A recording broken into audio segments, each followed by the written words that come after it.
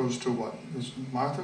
I had the police station. Martha? I had the police station. You had the police station. One, Oh, yeah, you did. yes. Okay, so this is to you, Ted. Okay. A significant amount of voters are parents with school-age children, whose most important concern in these difficult financial times is the quality of public schools. Why should these voters support your candidacy? I am a family-age person with schools and kids in the public schools. I'm also on the Deer Hill School Council. I didn't get enough public service being a selectman, so this year I joined the Deer Hill School Council. I've always been involved in the Cohasset Education Foundation and the PSO, so I'm very actively involved in the schools. I put our school district up against any other school district in the Commonwealth of Massachusetts, but I'm not alone. Recently, US News and World Report have found that Cohasset schools are within the top 10 in the nation, and so this is wonderful news. We pay for what we get. We get a superb education for our children.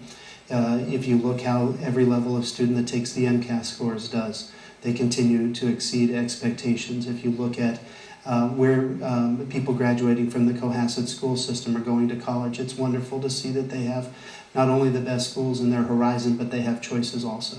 So I think this is one of the reasons that I moved here to Cohasset, is because of the wonderful school systems. I know that Mrs. Gjesteby had her children go through the school district here too.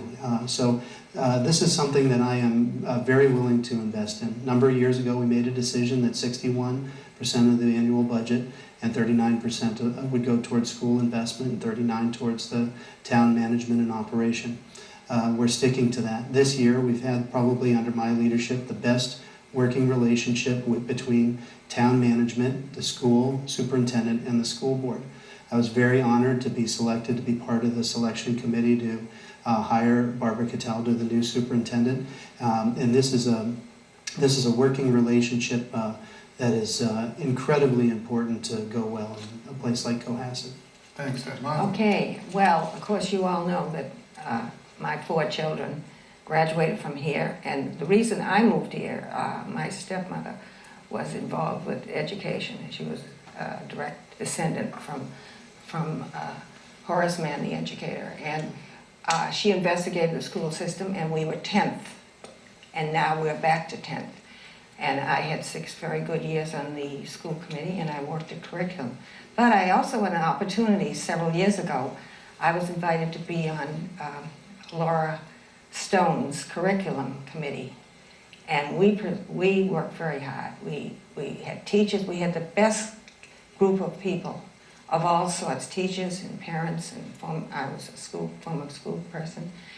And our program was adapted in the 5-year program. Actually, you're stealing my speech.